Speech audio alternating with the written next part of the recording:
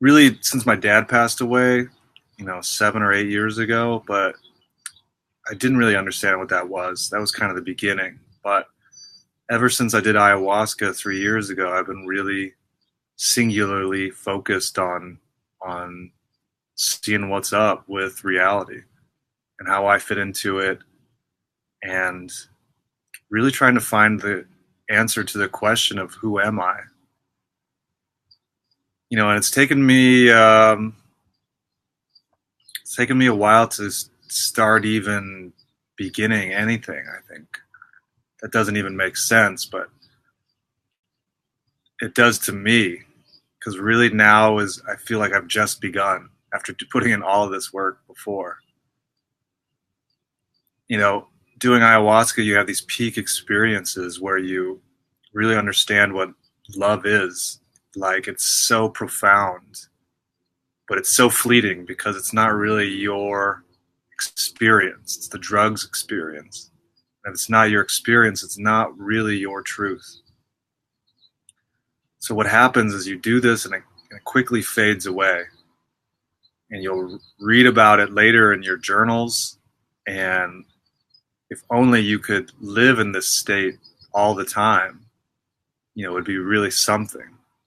And I think that's possible. But the way to get there is a lot more gradual. Tom Campbell calls it pulling yourself up by your own bootstraps. And that's really how personal or spiritual growth really works. It's really about doing the work and integrating new ideas and concepts and being the change, not just thinking about it. There's a big distinction between that. So where I'm at right now in my spiritual growth is that I'm at the point where many others have come to this realization. The Buddha talks about this a lot, that life is suffering. And on top of that, I'm attached to my suffering, which is like the biggest mind fuck of it all. It's all true. What the Buddha says about this was so right. And for me, it seems like it would be so easy, like so fucking easy, just to let go of my suffering and to step into this unknown, to really be free of myself so that I can attain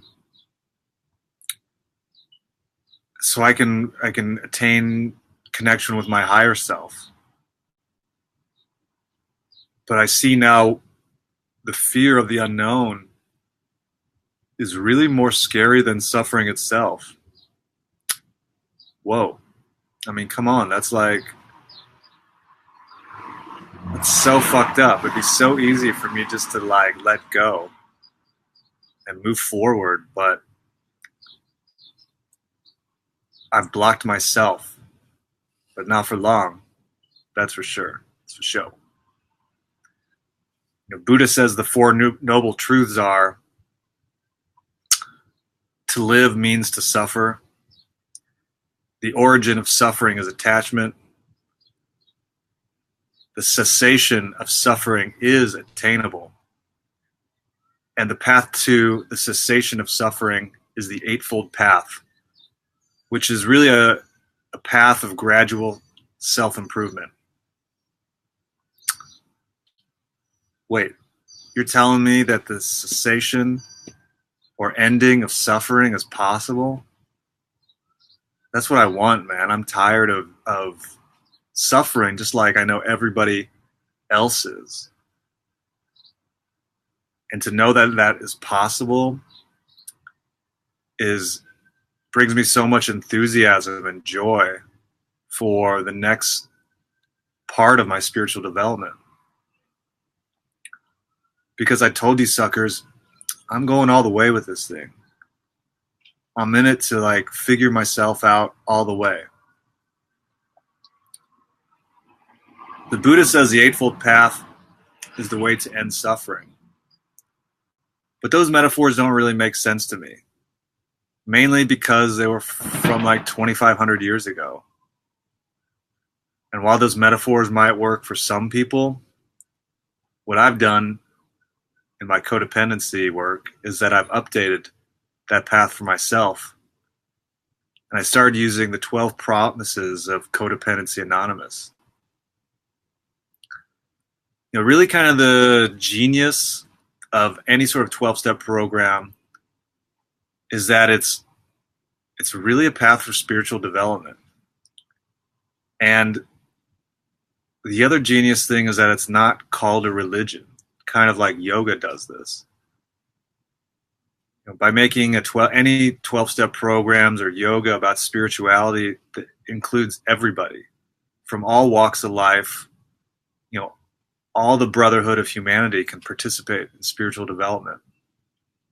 And these are ways to do it. These are simple ways that people can do it. That was, the genius of Yogananda. He started something called the Self-Realization Fellowship, which includes everybody. Self-Realization Fellowship. Is there a better name? I can't think of any. It's so good. It's too good. Because really, we need this now more than ever. We really need to see each other as brothers and sisters of the human race and as caretakers for our amazing planet. We're not separate from self, and we're definitely not separate from the earth. We really are a conscious piece of its amazingness. And we take a lot of that for granted. We're looking for water, like on Mars. Like Elon is looking for water and places to live on Mars. But we got water and places to live here. And we really need to be better stewards of the planet. Because it's pretty amazing. We have everything we want here. The 12 promises of Codependency Anonymous are: I know a new sense of belonging. The feeling of emptiness and loneliness will disappear.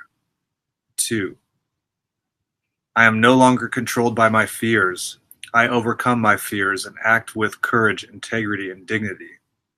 3, I know a new freedom. 4, I release myself from worry, guilt, and regret about my past and present. I am aware enough not to repeat it. 5, I know a new love and acceptance of myself and others. I feel genuinely lovable, loving, and loved. 6, I learn to see myself as equal to others. My new and renewed relationships are with equal partners. 7, I am capable of developing and maintaining healthy and loving relationships. The need to control and manipulate others will disappear as I learn to trust those who are trustworthy. 8, I learn that it is possible to heal, to become more loving, intimate, and supportive. I have the choice of communicating with my family in a way which is safe for me and respectful of them. 9, I acknowledge that I am a unique and precious creation. 10, I no longer need to rely solely on others to provide my sense of worth. 11, I trust the guidance I receive from my higher power and come to believe in my own capabilities. 12, I gradually experience serenity, strength, and spiritual growth in my daily life. So I'm really trying to work those 12 promises and really internalize them. And later life streams, I'll share probably one by one how each of those promises affects me in my life. Because what I've come to this realization that I'm fucking tired of my suffering, man. I'm so tired. I'm so ready to let go now. I don't want to suffer anymore. So I'm making a commitment to God and to the universe that I'm no longer afraid of the unknown. Quite the opposite. I'm going to surrender to the unknown. That really is what the warrior's path is all about, which I guess I've been on this for the last couple of years anyway. It's just there's so many layers and layers and layers that one has to go through to shed all their karma, all of their pain and suffering. It's probably not just this generation's, your suffering. You're clearing your past life suffering. You're clearing your family's suffering. And it takes a while just to get to the point of realize that you are suffering, that I am suffering. But I don't want to suffer anymore. I want to step with my heart forward into the unknown. And to do this, it really takes a lot of faith. Faith and trust, two things that before I didn't have. They were not concepts for me. So it was really impossible for me to take this step. To me, it's like in Indiana Jones in The Last Crusade, where he has to make, that giant leap of faith across the canyon so he can get to the Holy Grail. And you look across it and you're like, holy fuck, there's no way I can jump across this thing without faith.